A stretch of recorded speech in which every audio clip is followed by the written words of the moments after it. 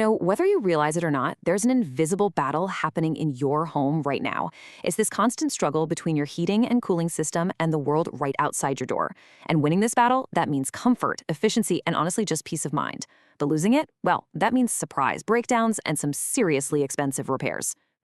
So how can you even tell which side is winning?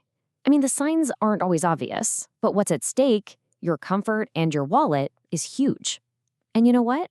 The clues to understanding what's going on with your own system can actually be found in one of the toughest places on Earth for a machine to survive.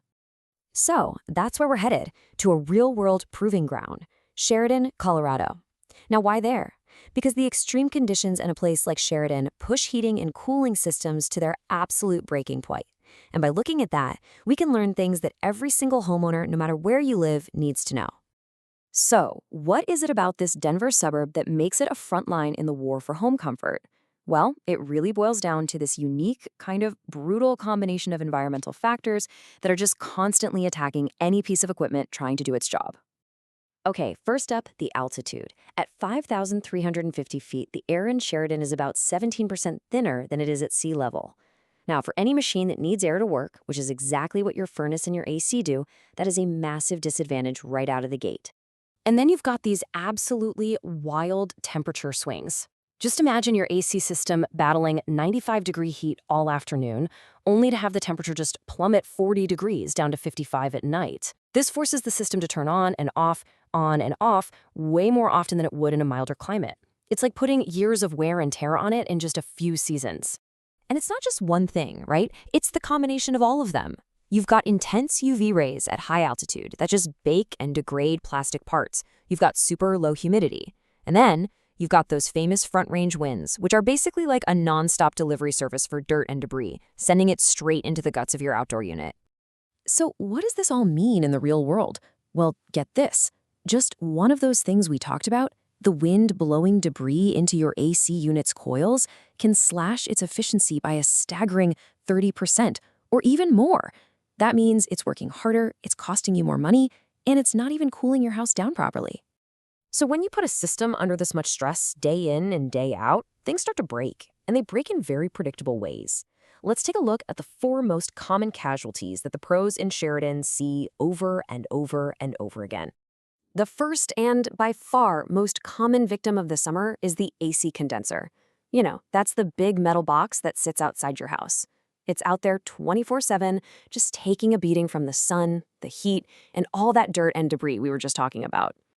Now, inside that unit are 2 little parts called contactors and capacitors. Just think of them as the starter and the battery for your AC. They give it the jolt it needs to get going. But under the constant stress of that Colorado climate, they become the weakest link. They wear out fast, and of course, they always seem to fail on the absolute hottest day of the year. Now, let's flip over to winter. The most common problem here is the furnace igniter. What is it? It's this small, kind of fragile ceramic part that literally glows red hot to light the gas for your furnace.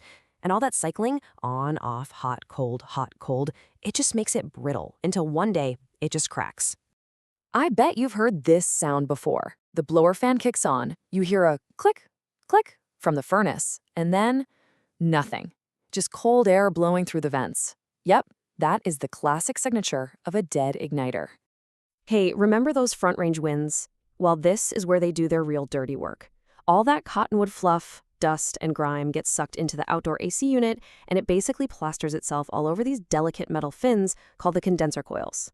This buildup acts like a thick winter coat on your AC in the middle of summer. It literally suffocates the machine, so it can't get rid of the heat it's pulled from your house. Just a thin layer of dirt can cut its cooling power by 30%. So the system runs and runs, your house stays hot, and your energy bill just goes through the roof. And finally, the 4th common failure point is the system's brain, the thermostat. Over time, especially with older models, they just lose their touch. They can't read the room temperature accurately anymore. And that means your system starts running at the wrong times, wasting energy, and leaving you feeling either way too hot or way too cold. Okay, so faced with this kind of constant attack, how do the professionals fight back and actually keep these systems running? Well, it's not about using some generic one-size-fits-all approach. It's about having a playbook that's designed specifically for the local battlefield. A perfect example of this is something called altitude compensation. See, because the air is so thin up there, a standard furnace will run rich, which means it's using way too much fuel for the amount of oxygen it can get. A real pro knows how to modify the fuel delivery so it burns clean and efficient. Skipping this step isn't just wasteful, it can actually be dangerous. And the whole service process itself should be super simple and totally transparent.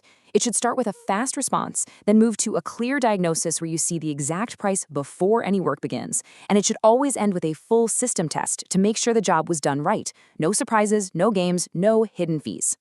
Okay, so this is where it all comes together for you. We've seen the problems, we've seen the pro solutions. So how can you take these lessons from the front lines and use them to make smart decisions for your own home? This is the big one. It's the question every single homeowner has to face at some point. Your system's getting older, something major breaks, and you're stuck with this awful decision. Do I keep pouring money into this old machine, or is it finally time to replace it? Well, here's a fantastic little tool that the pros use. It's called the $5,000 rule. It's super simple. You just take the cost of the repair and multiply it by the age of your system in years. So, for example, let's say you have a $1,000 repair on a system that's 7 years old. 1,000 times 7 is 7,000.